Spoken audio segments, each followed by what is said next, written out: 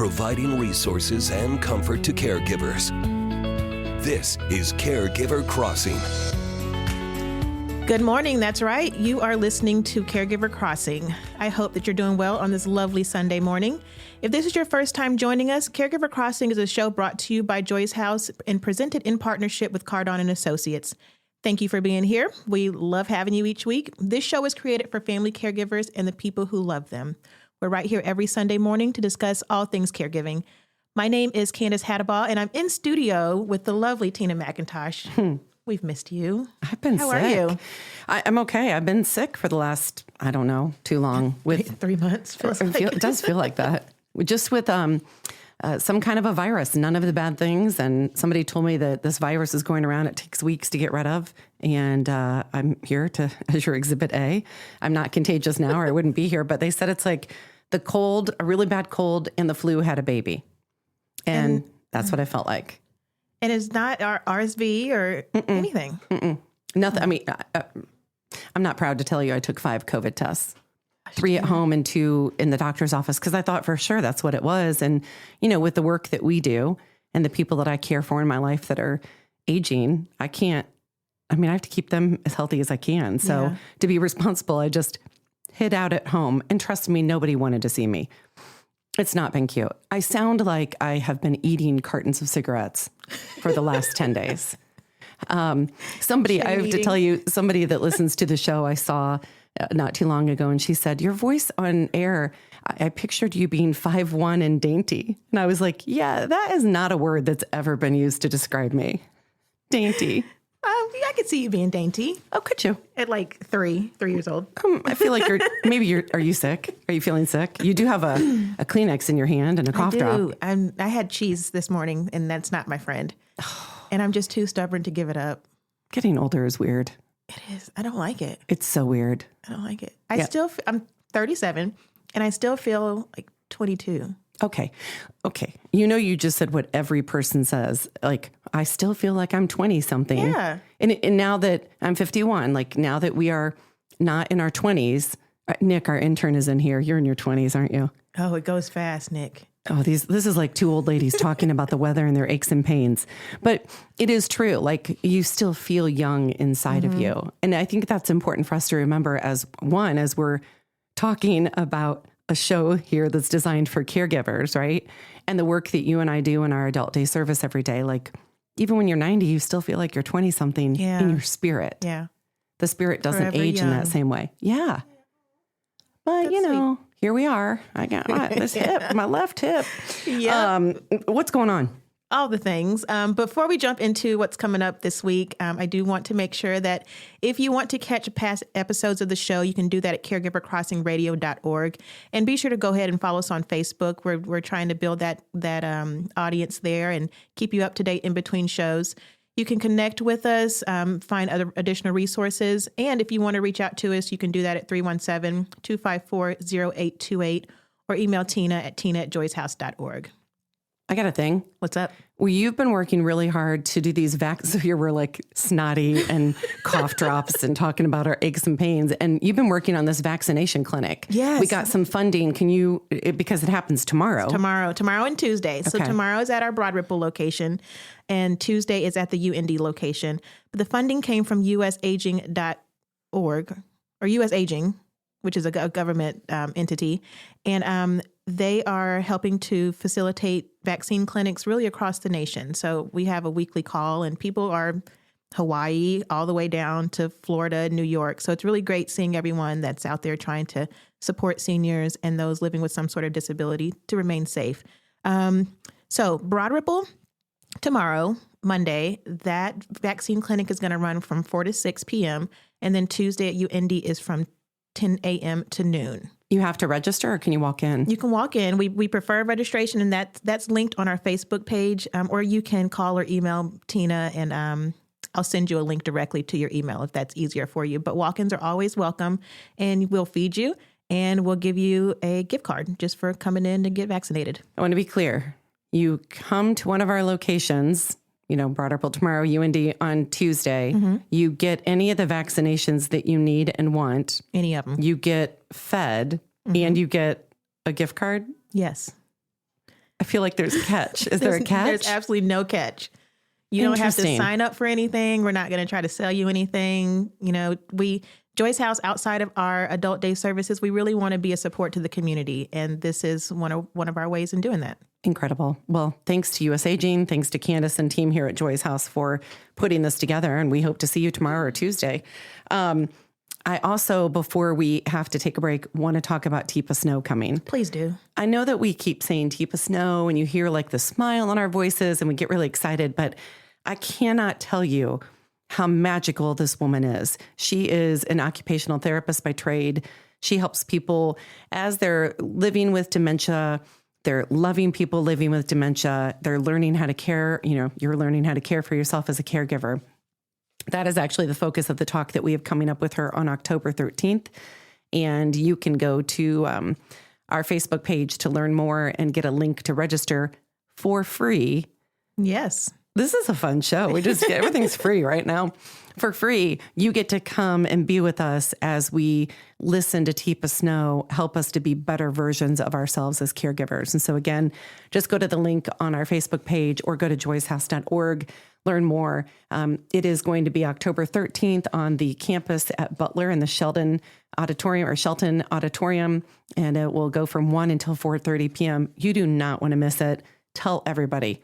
We've got room for hundreds of people in there. Hundreds of people. But I do know a lot of people who are coming. So register. Please register. We've got a good amount of people that have registered already. So be sure to go to Joyce House website or to call us with more information, whatever you need to get registered. All right. Last thing before we break is that many of you have sent in emails nominating someone, whether it's yourself or someone else, for the Deserving Caregiver Awards that we have coming up. You can do that now. Nominations can be submitted between now and the end of September. We are going to choose 4 winners and announce them in November in celebration of National Caregivers Month. And we hope that you will be a part of that. And so we have some prizes that are coming our way. Good things are pouring in all of the time. There are massages and dinners and prepped meals, which who doesn't love a good prepped meal? Makes it easy. I mean, the chance to come in studio with us here on Caregiver Crossing and share your story and your wisdom with other people. And it is just going to be a wonderful, wonderful time. So I don't know if you had to nominate somebody right now. Does anybody come to mind? I think of so many of our coworkers. You can nominate professional caregivers too, can you? Yeah, you can. Right? Anyone that's caring for someone. Okay, so professional caregivers, anyone in healthcare or non-medical healthcare, you can nominate someone in your life personally. Maybe it's somebody you know from church or, a lady you run into and talk with at the grocery store. Yeah. Like, literally, we want to acknowledge people who are doing this selfless, loving service to other people. So you want me to nominate you? Candace, slip that in. I'll email myself. That's the truth.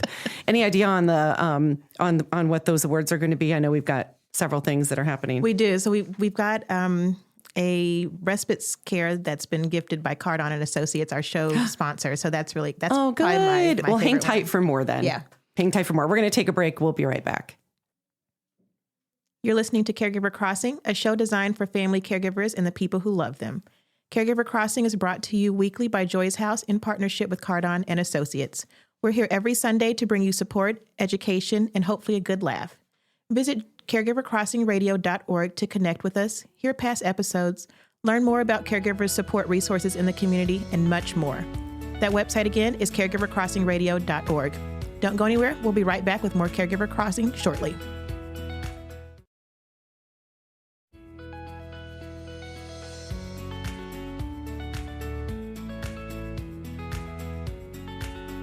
We're back on Caregiver Crossing, and we are so excited. We have a guest with us on the phone. Her name is Rebecca, and she's here to talk with us about the Scottish Highland Games because they are coming back to Indianapolis. Rebecca, thanks for joining us. Thank you for having me. Yeah, how excited are you about these Highland Games? I'm so excited. I have actually been with the Highland Games since the beginning, actually. So we started where we were planning it for 2 years and then started the Highland Games, and I've been with it since then. So it's kind of a part of my heritage that I'm leaving behind. And I was like, if anything, we're going to get the games back. So I'm very excited. Well, tell everybody what the games are. Well, in Scotland, for some reason, they like to throw things. And it's hilarious to me because pretty much almost every activity that they've created is throwing things. So there is a whole series of Highland games where they end up throwing a big bag of hay over a big pole, or they're taking the disc throw and they're throwing it as far as they can, or they're taking this really big pole that's as big as a telephone pole, and it's regulation. Believe me, we had to order these things. It's amazing. And hand over hand tossing this thing. So it has to actually, to be able to be regulation, it has to flip all the way over. And so they're not just seeing how far they can throw it. They actually have to twist the thing all the way over and flip it all the way over. This is the biggest, we have actually the most athletics in the United States right now at our games. And so the most athletes that actually compete are at the Indianapolis Highland Games. So it's pretty amazing. It is. It really is. And Candace has this perplexed look on her face. And so let's rest here for just a minute. When I think of like Scottish games, I think of men throwing boulders or, hey, I won't complain. Right? I mean, if that's what we're doing, let's do it. They're always throwing something. Mainly men. Something. I mean, Rebecca, you're helping me understand my husband a little bit better because he is on the committee with you for the Highland Games. And, I'm like, oh yeah, throwing things. Maybe he doesn't do that enough. Maybe we need to throw some stuff in the backyard. Just men. Is it women it's not too? Just men either. There is a whole women's division. No way. And these women are women you would never want to mess with. It's amazing. Like they're buff, man. It's amazing. No, there's a whole there's a men's division, there's a women's division, and there's a seniors division. Oh, cool. Are the teams already selected, or can our listeners join in and join a team? So in the beginning, when we first started, we're like, yeah, let's see what we can get.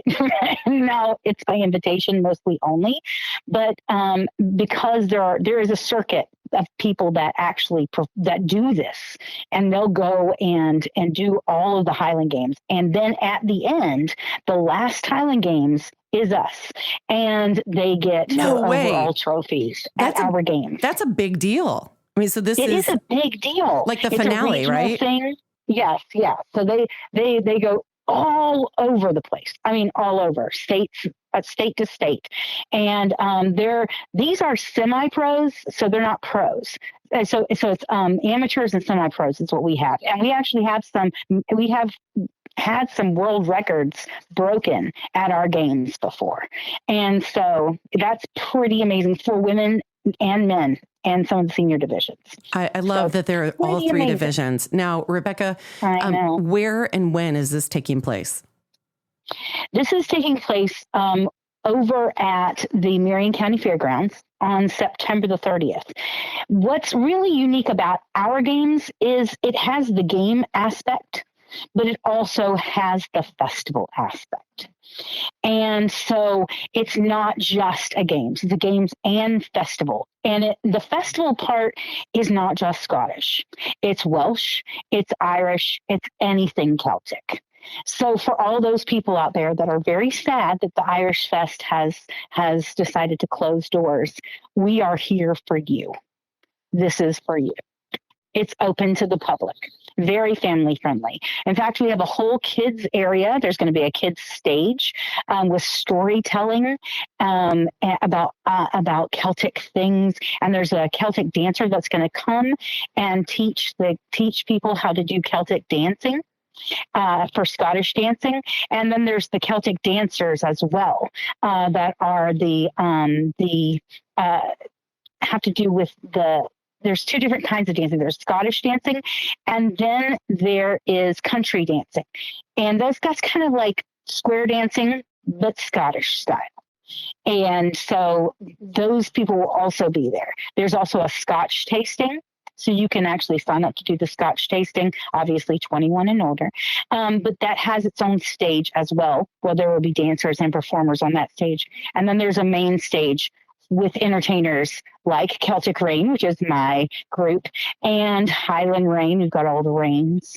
Drunken Sailor is going to be there. Laughing Jack is going to be there. Alair, which is a harpist group, they're going to be there. There's going to be some so amazing music. Virginia Ackley is going to be on the kids stage, and she is just so animated, has these beautiful stories she tells the kids. There's going to be a face painter. So it's very family friendly. It always has been. Yeah. And our biggest thing with the society, the Scottish Society of Indianapolis and the Highland Games, our biggest thing is education. It sounds like there is something, Rebecca, for everyone. You are hearing the voice of Rebecca with the Scottish Highland Games that are coming back to Indianapolis on September 30th. And so where can people go to get tickets? I'm assuming that we have to, purchase a ticket to get in. Do we do it at the door or ahead of time? You do. You can do it at the door, but it is much better ahead of time, and you can get a little bit of a break if you do it ahead of time. So you can go to IndyScottGamesandFest.com. That's IndyScottGamesandFest.com. IndyScottGamesandFest.com.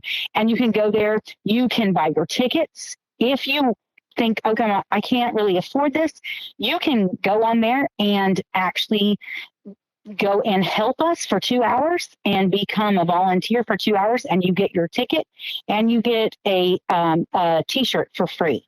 Oh, that's fantastic. And attire for the day. I mean, it's September 30th, so we know weather is going to be what it will be, but I'm assuming we're going to see kilts. Oh, you're going to have kilts everywhere. The most beautiful thing is a man in a kilt. It just is. But at the same time, there's women's kilts. You're going to be able to, the vendors that are there, there's several vendors that actually will have kilts to sell. So if you don't own a kilt, it's okay. Come in whatever you want that covers your body and come and buy a kilt.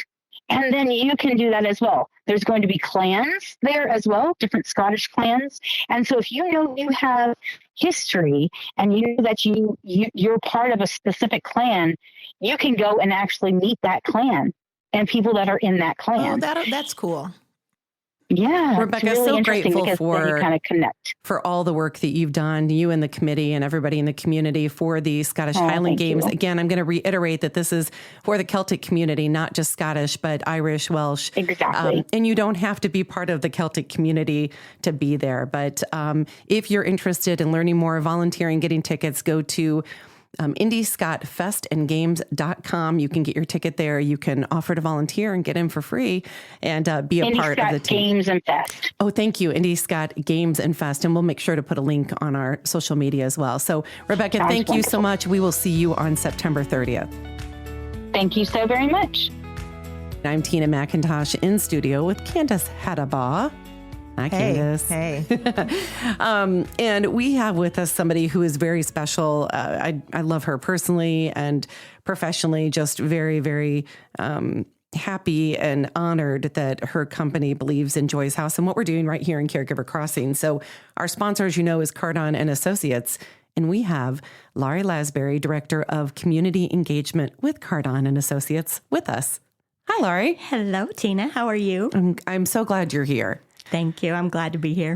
People have asked us before. I think people know a little bit about what Cardon does, right? It's hard to know unless you've used the service, like really what that whole menu is. We also get the question of why you all support Caregiver Crossing and why you care about, what it is we do. So let's start first of all with who is Cardon Associates and what do you do in our community? Cardon Associates is a family-owned, we're a Hoosier company that started 46 years ago by a husband and wife who wanted to provide care that their family would, enjoy going to. And that was family first. And that was their goal. So that is our motto, families taking care of families and doing what's best for families. And you do it on these long-term care communities, where people can do the independent living, the assisted, they can do the long-term. We have 20 communities throughout the state of Indiana. We offer independent living, assisted living, rehab, memory care, long-term care, And now we also offer in-house dialysis for patients as well at a few of our communities. And what makes you believe in the work that you do? Oh, Well, and while you're formulating that answer, I ask that because I think sometimes with larger long-term care communities, the average person loses sight that it was, like in this instance, a couple that started Cardon, where it's families first, and that it's made up of wonderful employees like you who actually care about the people who live there and that rely on you and others for care. And so I think to humanize it, why do you care about what you do? I guess is a way to say it. I work with an amazing team, and you know that. Yes. And it's really, we approach each and every family as if they were our own. Like, if this is my mom, my dad, what would I want for them? And we hope that that's what we're providing for our families. I mean, that is our goal, to treat every single resident as if they were our own family member and to do what we'd want done for our loved ones. And I think that's comforting for families. Placing a loved one in a long-term care facility comes with so much nervous energy, and what's going to happen next. Are they going to decline? Are they going to be happy? Are they going to make friends? Are they going to eat well?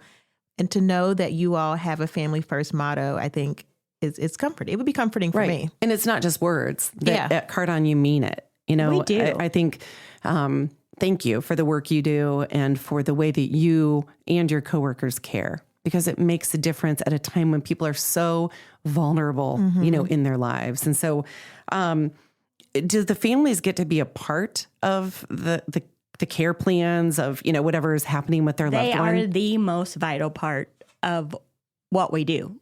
I mean, honestly, unfortunately, some patients and residents don't have families, but when families are there, like, they're the ones who can tell us, mom gets up early, mom stays up late, she hates peas, she loves bananas, she loves to be social. She may say she wants to eat in a room alone, but if you get her out, she's going to make friends. Like, we don't know those things unless we have family members telling us, what's a normal day for mom? What was a normal day for mom 10 years ago? And then, like, she loved to garden. Well, maybe we can get her outside and ask for her opinion. Like, we want our residents to feel valued. And we value them as not only as our residents, but that they can add value to the community still. We can take them out. They can mentor kids. I think that's so important in what I do as a community engagement. You think about Cardon, like me wanting people to be familiar with Cardon, but what I really want is Cardon to be part of communities and for our residents to be part of communities. I want to connect the dots. You are hearing the voice of Laurie Lasbury, who is the Director of Community Engagement with Cardon Associates. And I don't think you could have said it any better than you just did. What would your advice be to a family that says, listen, dad just moved in with you and I just want to let you do your thing. I don't want to butt in too much. I don't want to be a problem. And so I'll just let you figure him out. What would you say to them? My first reaction would be, you know what, maybe this guy needs a break. And I would be thinking about the caregiver first. Like, let's kind of dive in a little deeper, and maybe he does need a couple days for us to figure it out. And then I'd bring him back in and say, now that you've had a couple days, let's talk a little bit more about Dad. Brilliant. That is. I don't know that I've ever heard anyone say that a long-term care facility is thinking like that. Well, I mean, you can't pour from an empty cup. So, I mean, as a caregiver, you have to have that time to recharge and sometimes just a break to clear your head and be able to articulate what it is that you need, what your loved one needs, and just a little bit of space sometimes to do that. Well, this is a good transition into how much Laurie and Cardon care about the caregivers. It really is. And so I swear this wasn't planned, but it's perfect. We are, if you've listened to the show before, we are doing the Deserving Caregiver Awards, and we will be announcing those in November. And so we want to share with you that Cardon is gifting to one of our winners of these awards. Again, if you think that you or someone in your life should be nominated, again, you or someone that it can be you can email that to me at tina@joyshouse.org. But Laurie, would you like to share what that gift is? I would. For the Deserving Caregiver Award, we'd like to offer a 3-night, 4-day stay at one of our communities, a respite stay, so that caregiver can just have a little bit of time to recharge and fill their cup. Now, that is for the loved one, not for the caregiver, although I can see Exactly. how that might be enticing. Hey. If you've been to any of these facilities, I can tell you, I often say, like, this is like a college dorm for adults. A really fancy college dorm. Yeah, right. Not like any of that I actually have lived in. Maybe it's like a sorority house or fraternity house. Laurie's like, do not describe it like that. I mean, it can be some days. So Thank you so much for that. And I know you had one more question, and then we've got to wrap. I do.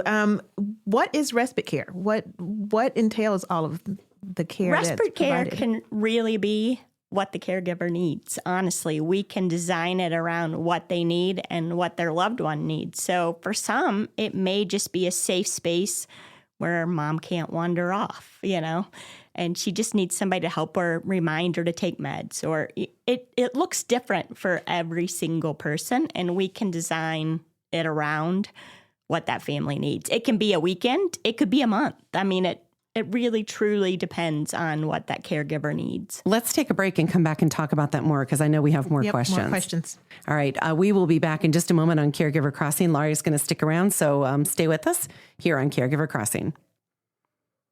You're listening to Caregiver Crossing, a show designed for family caregivers and the people who love them. Caregiver Crossing is brought to you by Joy's House in partnership with Cardon Associates. With 20 communities owned, operated, or managed in the Midwest, and more than 40 years of senior living experience, Cardon Associates provides residents with the best senior living options and personalized service. Visit cardon.us for more information and to find a community near you. Stay put. We'll be right back with more Caregiver Crossing after the break.